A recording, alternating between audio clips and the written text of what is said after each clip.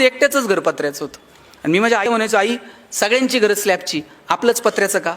ती म्हणायची, तुझे वडील शिक्षक आहेत म्हणून घर पत्र्याचं. म्हणलं शासनाचा GR आहे का शिक्षकांनी स्लॅबची घरं बांधायची नाही? ती म्हणायची, कारट्या नशिबान आहेस पत्र्याच्या घरात जन्माला आला. म्हटलं का? ती म्हणायची, बघ घर गरम व्हायला लागलं का तुला कळतं उन्हाळा सुरू झालाय, घर गळायला लागलं का तुला कळतं पावसाळा सुरू झालाय. शेजारच्या स्लॅबच्या घरात उन्हाळा कळत नाही, पावसाळा कळत नाही, खास ऋतूंची ओळख व्हावी म्हणून भूगोल शिकवणाऱ्या तुझ्या बापानं असलं मॉडेल उभं केलंय. आणि पैसे नव्हते पण आनंद इतका होता ना.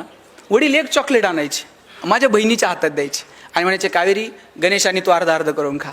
ताई चॉकलेटचे 2 भाग करायचे, एक मोठा आणि एक. ताई चॉकलेटचा मोठा भाग मला द्यायची आणि छोटा स्वतःला ठेवायची. चॉकलेट छोटं होतं पण आभाळा एवढा संस्कार करून गेलं. मोठ्या लोकांनी मोठ्या गोष्टी मोठ्या मनानं छोट्या लोकांना द्यायच्या असतात आणि जगात हे फक्त बहीण करू शकते. म्हणून बहिणीचं कौतुक करा, आपल्याही आणि इतरांच्याही. आपण आपल्या बहिणीचा जितका आदर करतो तितका आदर जर इतरांच्या बहिणीचा करता आला तर कोणत्या बहिणीसाठी मोर्चे काढावे लागणार नाहीत, कॅन्डल मार्च काढावे लागणार नाहीत. बहिणीचं सामर्थ्य काय आहे? ज्ञानियांचे ज्ञानी, योगियांचे योगी असणारे ज्ञानेश्वर दार लावून बसले हो, आणि कुणी म्हणायचं ज्ञानोबा ताटी उघडा? ज्ञानियांचा ज्ञानी, योगियांचा योगी, कुणी धाडस करायचं महाराज आता ताटी उघडा? त्यावेळेस एवढी एवढीशी मुक्ताई पुढे आली आणि म्हटली, चिंता क्रोध मागे सारा, ताटी उघडा ज्ञानेश्वरा. मुक्ताईनं हाक मारली म्हणून ज्ञानोबांनी ताटी उघडली आणि ज्ञानेश्वरीसारखा महान ग्रंथ तुमच्या माझ्या समोर आला. इतकं बहिणीचं महत्त्व आहे. म्हणून ही नाती जपा, त्या नात्यांना किंमत द्या आणि मस्त आयुष्याचा आनंद घ्या. हे आयुष्य परत मिळणार नाही. हसत राहा. पूर्वी किमान फोटोग्राफरनं सांगितल्यानंतर तरी लोक हसत होती. फोटोग्राफर म्हणायचं प्लीज स्माईल आणि मग लोक हसायची. आता फोटोग्राफर सुद्धा स्माईल म्हणत नाही हो, ते म्हणते प्लीज पोट आत घ्या.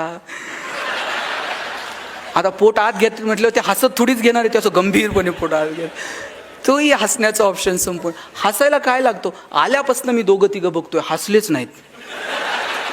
ते हसा वाटलं तरी शेजारच्याकडे बघणार, तो हसतोय का, मग मी का हसू? हसायला काय पैसे द्यावे लागतात का? आणि जनावरांना हसता येतं का?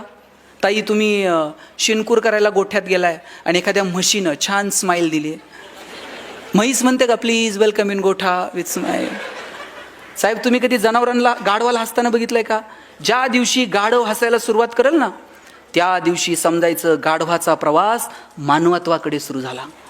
आणि ज्या दिवशी माणूस हसायचं बंद करेल ना त्या दिवशी समजायचं माणसाचा प्रवास. तुमचं तुम्ही ठरवा काय झालं. तुम्हा सगळ्यांना खूप साऱ्या शुभेच्छा.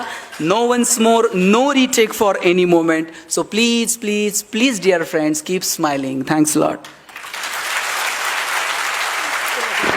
धन्यवाद सर.